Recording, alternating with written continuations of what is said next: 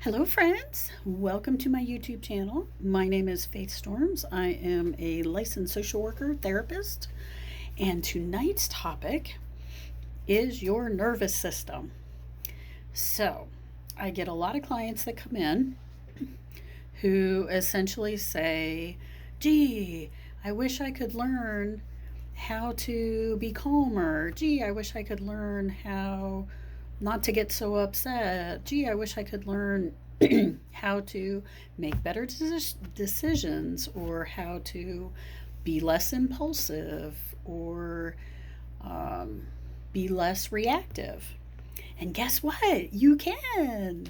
So I had somebody this week who came in saying some of those things, and I was like, and you can do that. Like what you are saying as some of the goals you want are completely doable. So that made me think that I need to make a video about your nervous system. And I may have already done a video like this, which is fine because we all need to review, we all need to go over it again. So let me give a brief tutorial on your nervous system, how it operates, and what normal things happen, but how the normal things interfere with our functioning. Okay, so our nervous system has several parts, and I'm not going to get into all the names. And honestly, right this minute, I probably would flip them or something. So, our nervous system has part of our nervous system like hypes us up, and part of our nervous system calms us down. And the part of our nervous system that hypes us up is our alarm system. So if your brain perceives a threat, and a threat can be a physical threat, like somebody's getting in your space or somebody's getting in your face, um, somebody's threatening to harm you. Okay, that's a physical threat. That's going to trigger your alarm system. If you can also feel like a psychological threat or an emotional threat. So if somebody's threatening your identity or who you are or your character, then those are also threats. Your brain still acts like you're in physical danger. When we are in an alarmed state, our higher brain functioning goes offline. Our frontal cortex, which is about executive functioning, decision making, organizing, doing life well, goes offline. We drop down into our lower brain, into our, not our brain stem, but into the reptile brain, which is survival. Survival has to do with fight, flight, freeze, or fawn. Fight, you fight the tiger trying to eat you. Freeze, you freeze, you don't move and hope they go away. Um, Fight, oh no, I'm sorry. Well, freeze, you freeze. Flee, flight, you run away from the tiger. And fawn is you try to make friends with the tiger, and so they won't eat you. So fawning is a new addition. It used to be fight, flight, or freeze, and then they've added fawning because that is another coping. That's another response that we humans have.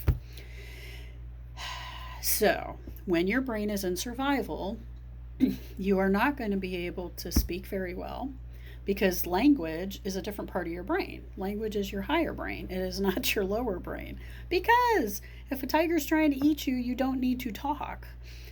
You just need to run away or fight or freeze or whatever. So language is going to go offline. Decision making goes offline. Executive functioning goes offline. And this is normal. Now, you can't live like that. That's not a good way to live. But there's nothing wrong with you that when you feel threatened, when you feel stressed, that you don't function well, that you can't communicate very well. Like that's normal. So, the question then is, okay, well, when I'm realizing that like I'm stressed out, I'm shut down, I'm amped up, whatever it is you do, what can we do? So, step 1 is awareness. So we want to start becoming aware of, gee, when I'm stressed, what do I do? because how your system responds to stress is going to determine what you need to do next. So, if when you get stressed, when you feel threatened, if you go into fight mode, then you're going to have lots of energy and you're going to need to discharge that energy before you try to interact with a situation. So you are going to need grounding techniques. Now, grounding techniques can be very simple. Palm push. A grounding technique can be sit down, feel your back, feel your seat, feel your feet on the floor. Grounding can be taking a slow, deep inhale. And then slowly breathe it out slower than you've taken it in. So a nice deep breath is grounding, is settling. Anything that is going to kind of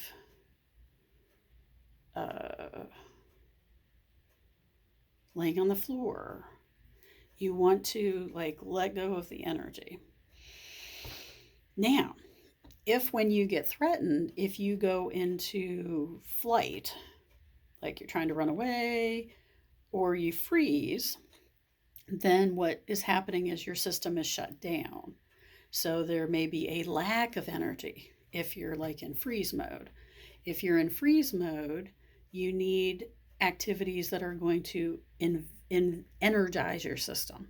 Not in a hyperactive way, but just infuse some energy into your system. So if you're in a freeze state, you may want to stand up, move around, do some gentle movement, do some stretching, stretch your joints. If you're in a freeze mode, you might want to take a quick in-breath and then breathe out normally. A quicker and bigger in-breath than an out-breath is going to be invigorating. It's going to be energizing. You may want to rocking, movement, making noise, a voo sound. Voo. Throat sound can be invigorating, dancing, music, stuff like that. So, like I said, if you're in a freeze mode, you need simple activities that are going to get your energy moving and increase your energy. If you're very activated and in fight or flight and you're tense and you got lots of racing thoughts, and then you need to bring down the energy. So you're going to need grounding. And we all need both of these. Even if you're usually pretty amped up, there will come a day when your energy's low and depleted. So you need the energizing exercises. And if you're shut down a lot, the day may still come when you're really amped up. And then you need the grounding exercises to bring it down. What I have found is that for myself and clients, you need to be able to go back and forth with grounding exercises and energizing exercises. The nice thing about all of this is it's completely in your control. You can practice these simple exercises. They just involve breathing and moving your body in gentle ways. This is not about like an aerobic workout. No. It's just moving or sitting. And what are you doing with your focus? We can all learn to do this. We can all learn to be more aware of our nervous system, be more aware of the state of our nervous system, and figure out what we need to do to be in an optimal place of functioning. They call it the window of tolerance. And as you work with your nervous system, your window of tolerance actually gets broader so that you can tolerate more stress and more of the ups and downs of life. If you're in survival mode, a lot of the time, your window of tolerance is going to be real little. And so, like, if everything goes okay, you're okay. But if things get too stressful, you're like, whoa, you're way outside, you're overactivated or you're underactivated really quick. So we want to keep working with our nervous system so that we grow our window of tolerance so we can just manage things more. And so that you gain confidence that, yeah, I don't want to be in stressful situations, but I'm going to be because everybody is. And if I end up in a stressful situation, I have ways that I can help to regulate myself. Simple ways. Take a breath, do a stretch, sit down, stand up. Like this is simple stuff. We all can do it. Okay, that's what I wanted to share today. Work with your nervous system. And if you need more detailed information about what to do, how to do it, please message me, send me a message, comment on the video, and I'll be glad to get you more information. All right, see you next time.